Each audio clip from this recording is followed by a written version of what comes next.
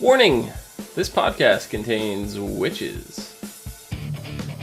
Very, very beautiful witches.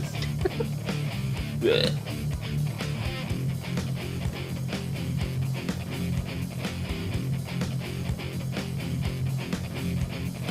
What's up, everyone, and welcome to the ASOTV podcast for Sleepy Hollow, Season 4, Episode 2, In Plain Sight. I'm your host, Dom. With me, the one and only Kim. Hi. A.K.A. B. Mm-hmm. A.K.A. Huffity Puffity. Mm-hmm. A.K.A. A witch. What? With a capital B. Oh. Oh. What's up? No? Yes? Maybe? So what'd you think of this episode? Again, okay, so it's not exactly a complaint, but I feel like the episodes are going like really fast. There's a lot of information that's being popped up really quickly. Yeah, it did go by pretty fast. And, like, from some of the reviews and stuff that I was reading, people felt like that this was a very disconnected episode from, like, what's been going on with the first episode. But there was a significant tie here. And it wasn't only Dreyfus looking to collect the artifact. It was actually about something that we haven't found out too much about. But we'll get to that. I'll get there in I guess toward the end of the episode. But the episode did start off with something I did not like, right? And this was this false Abby dream. It's like, all right, Abby's dead. Oh, yeah. Just let it go. Like, don't start doing this shit. Like, I don't want... Oh my god, is it Abby? Is it not? Like, if they're gonna start toying with dream visions of Abby, she better appear on the screen. You know, like, I'm aware she's not with the show anymore. Doesn't mean she can't appear still. Like, they bring her in for an episode or something. They could do that. 100% could do that. But to my knowledge, there's no talks of her coming back for a one-time appearance or anything like that. So don't play with us like that if you're going to do it. Just don't do it. Right? Yeah, I did feel it was a little like weird because whoever was playing the actor that was playing the kind of like looked like her. Mm-hmm. But we weren't getting like full like.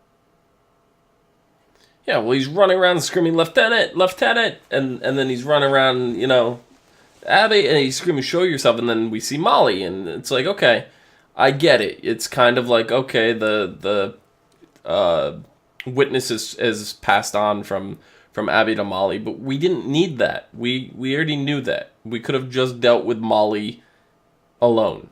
We knew that. He didn't. No, I get it. But, like, the whole false Abby did not need to happen. The whole thing could have just dealt with Molly.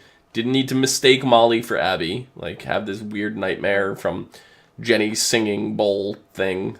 I did like that later. I mean, but that there was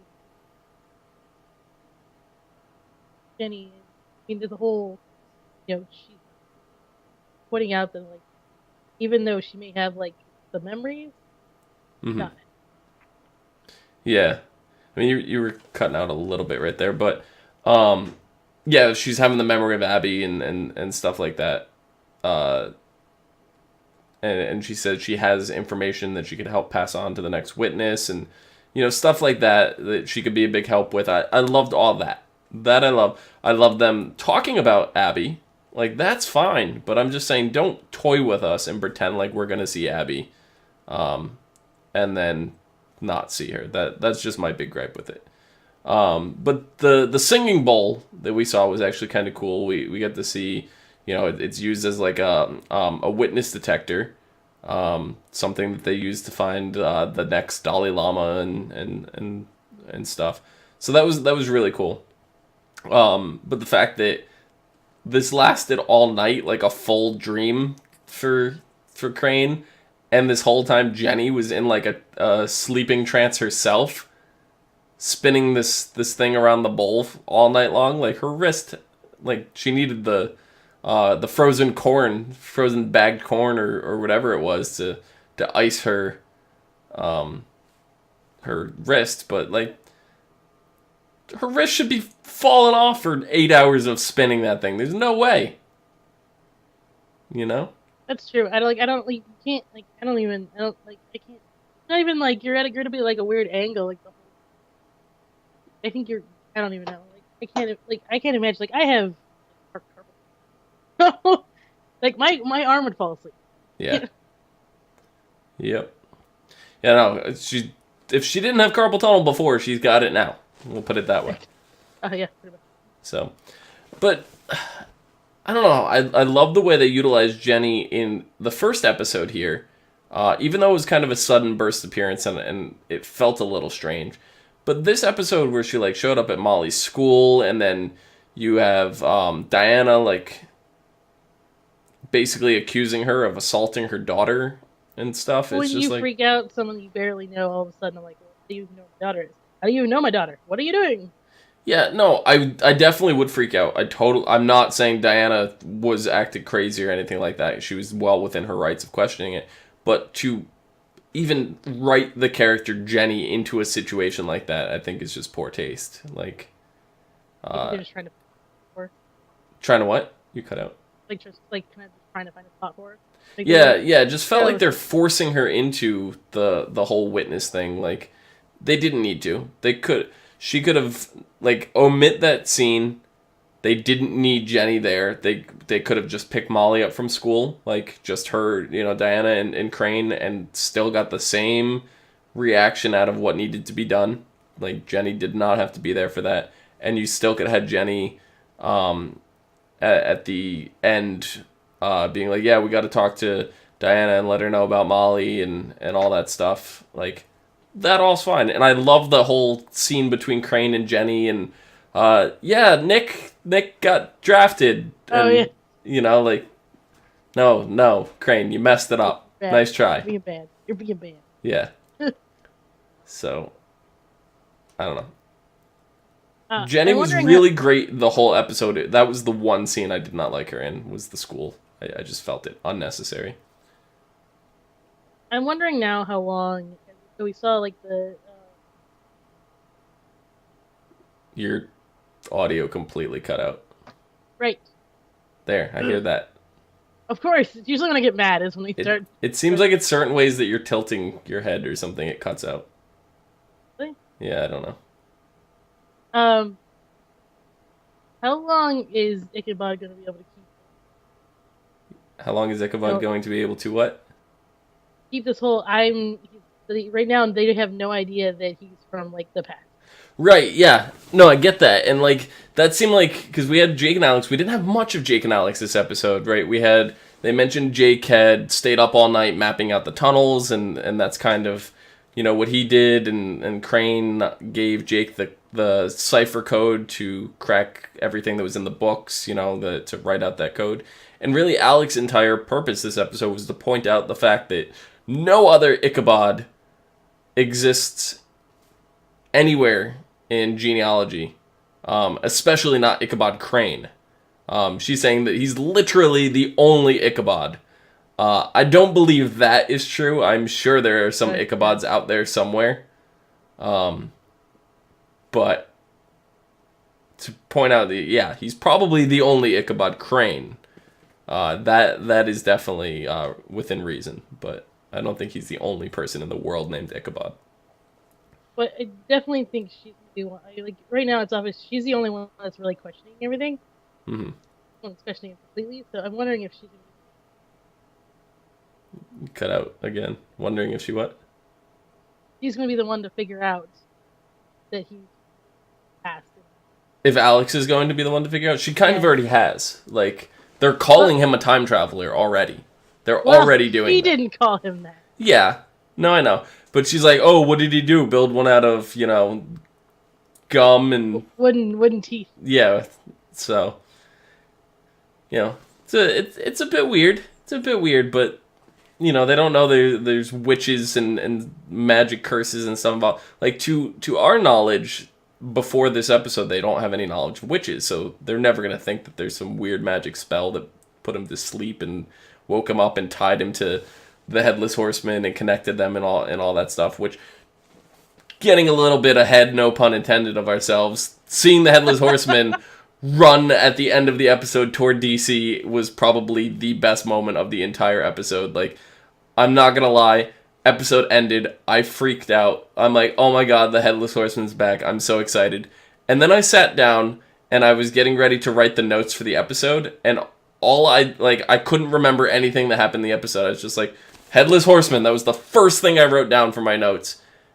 And then I sat there and I go, what was the rest of the episode about?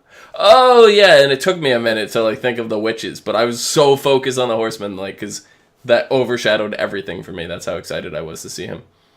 Well, it really did. I mean, it was the big, huge, like, thing.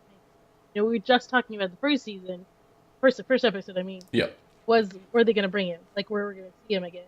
Yeah. Yeah, for sure. I cannot say how excited I am. And, like, Dreyfus, we have information that he has knowledge of the Headless Horseman. He's calling him, Crane's compatriot. And, like, they're... It's not like he was actually the one who summoned him, so... Almost. So... Because we don't know exactly what Dreyfus is up to. We know he's collecting these weird stone artifacts. He's got his second one now. But he had this weird dagger of Zerna. Something like that. It's a witch's blade. Yeah, and it's like, one cut will kill. And he's trying to trade it for something that these witches were calling the Witch's Stone, which actually had nothing to do with witches. I don't know exactly what its powers anything were, but I don't know if that was the same curved stone that he had at the end of the episode, or if it was something else that they were doing, but I don't feel like he would have traded the dagger for nothing, so I feel like it is that curved stone artifact that he had at the end. Yeah. So they're not like...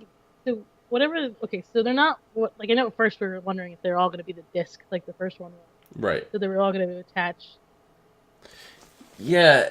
But now they're starting to look different. So it's like, okay, what are we making? Yeah, it almost looks like one of those old games where it like you turn the pieces and they lock and they make like a water pipe and you gotta like, I forget. There's a couple different games that had that. The one I played involved ants. But. Oh, and my thought when you said like the moon. I can't think what it's called. All the pieces are like yellow. The base is red. Infernal Machine? What? Infernal Machine? No? I don't know. No, but I mean there's been so many different pipe games like that that's just what it seems like to me. And I feel like blood is gonna go in the middle of it and it's gonna create some like weird kind of altar almost. So but yeah, I thought it was kind of cool that they tied the witches into the whole Revolutionary War, and they mentioned the Dyer sisters. I have absolutely no... I tried Googling the Dyer sisters.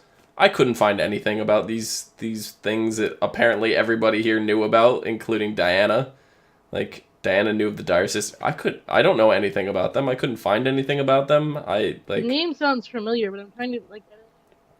Yeah, no, I know. It definitely sounded familiar, but...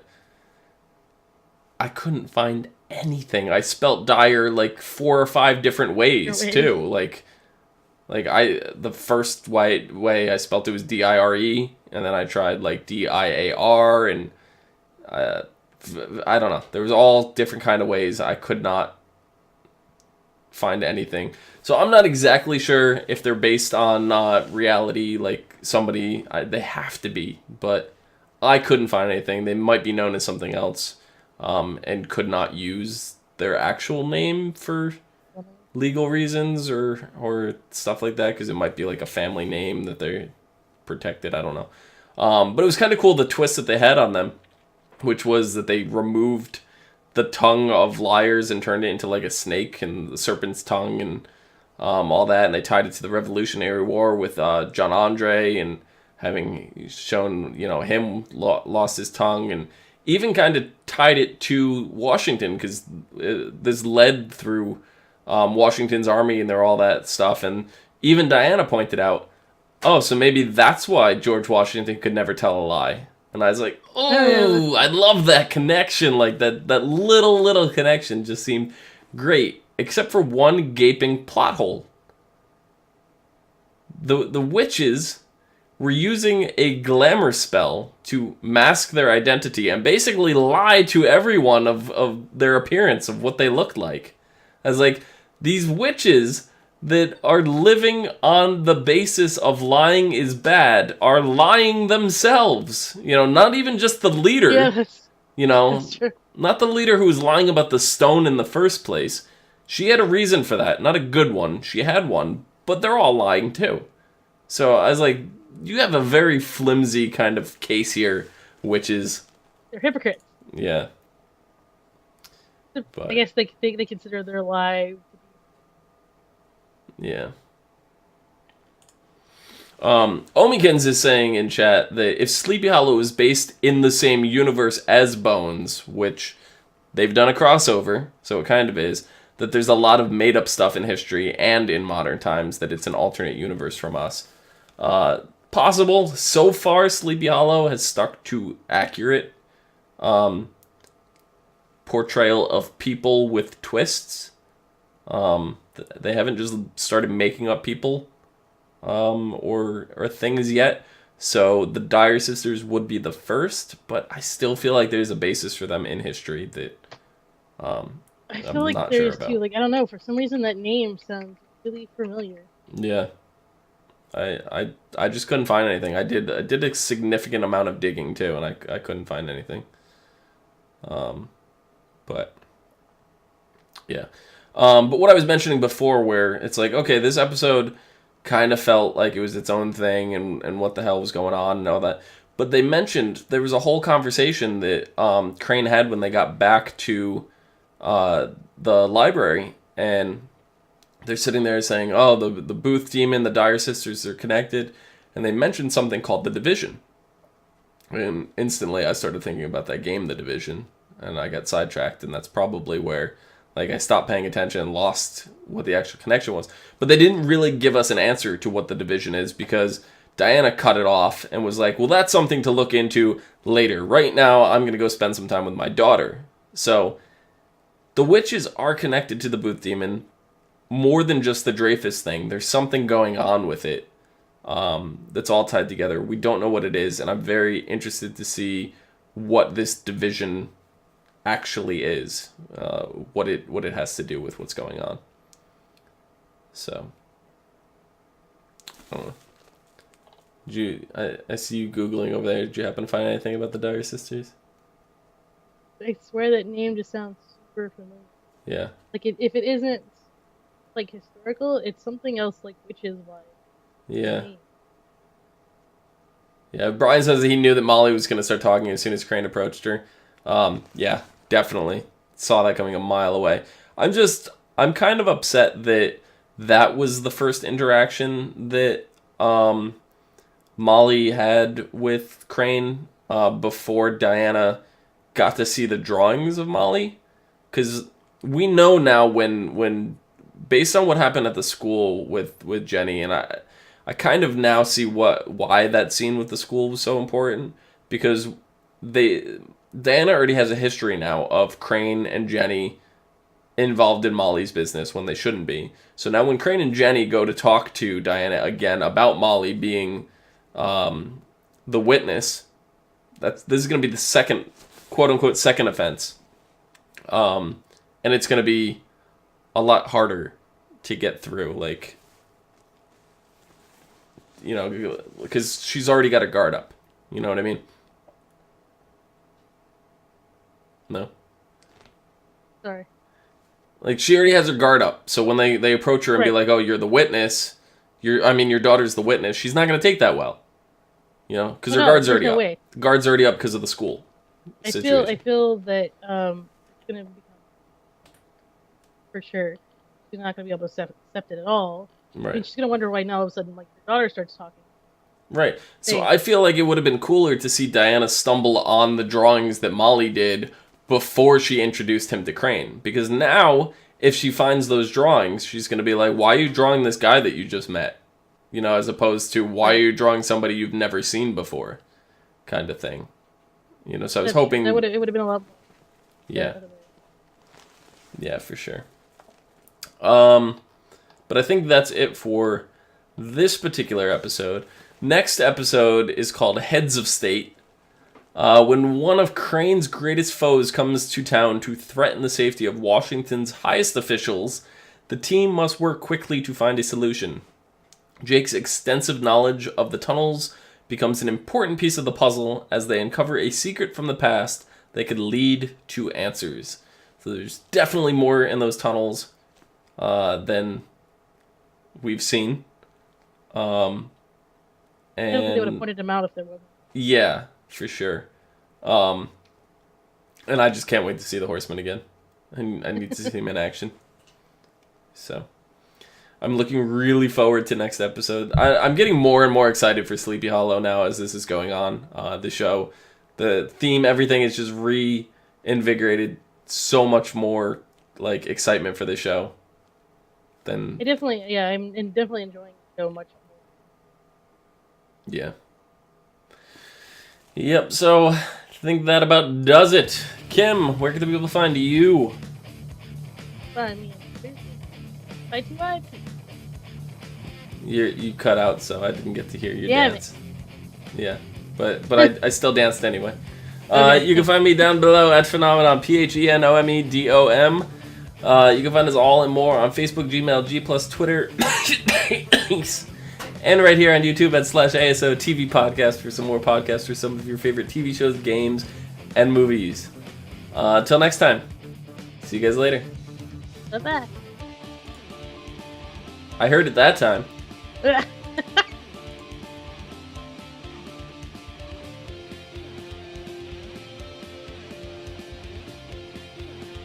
B, I don't hear your mic anymore. It's not working anymore. I'm not talking. Oh.